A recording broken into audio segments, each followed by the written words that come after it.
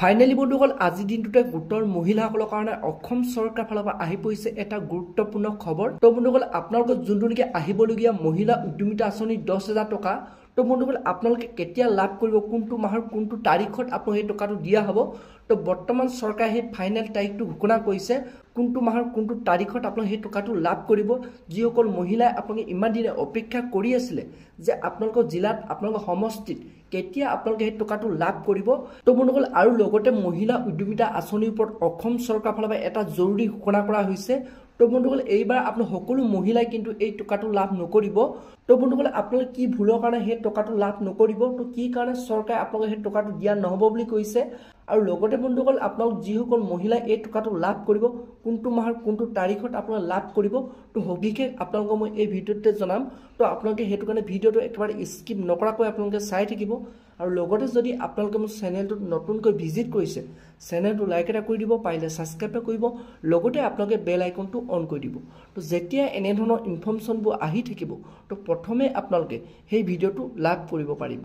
তো এতিয়া বন্ধুসকল আপোনালোকক মই জনাই আছোঁ যোনটো নেকি বৰ্তমান খবৰ আহি পৰিছে মহিলা উদ্যমিতা আঁচনিৰ ওপৰত, যে মহিলাসকলে কোনটো তাৰিখত কোনটো মাহৰ কোনটো তাৰিখত সেই টকাটো লাভ কৰিব।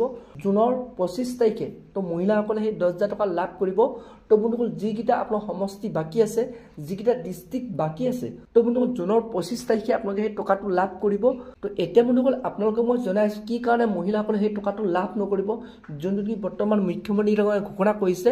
তো যিসকল মহিলাই আপোনালোকক মই আগতেও ভিডিঅ' বনাই আছোঁ, আপোনালোকক মই কৈ আছোঁ, যিসকল মহিলাই আপোনালোকে এটা গছপুলিত অৰ্থাৎ আপোনাৰ 10-12 গৰাকী আপোনালোকে ফটো মাৰিলে, তো বন্ধুসকল সেইসকল মহিলাই কিন্তু আপোনালোকে এই টকাটো লাভ নকৰিব। তো আপোনালোকে অকল এটা গছপুলিত এগৰাকী আপোনালোকে মহিলাই ফটো মাৰিবলৈ কৈছিলে। তো তেনে ক্ষেত্ৰত যদি আপোনালোকে তাৰ ক্ষেত্ৰত যদি আপোনালোকে যদি 4-5 গৰাকী ফটো মাৰিলে, তো কিন্তু তেতিয়াহ'লে বন্ধুসকল আপোনালোকে সেই টকাটো লাভ নকৰিব। আৰু লগতে বন্ধুসকল 2 নম্বৰ কাৰণটো হৈছে আপোনালোকৰ যোনটো নেকি চৰকাৰ ফালৰ পৰা গছপুলি ৰোপণ কৰিব কৈছিলে, তো যোনখন নেকি চৰকাৰী লিষ্ট আছিলে যে আপোনালোকে এইকেইটা গছপুলি আপোনালোকে ৰোপণ কৰিব লাগিব, তাৰ ক্ষেত্ৰত যদি আপোনালোকে বেলেগ গছপুলি ৰোপণ কৰিলে, তো আপোনালোকে তেতিয়াহ'লে কিন্তু আপোনালোকে সেই টকাটো লাভ নকৰিব।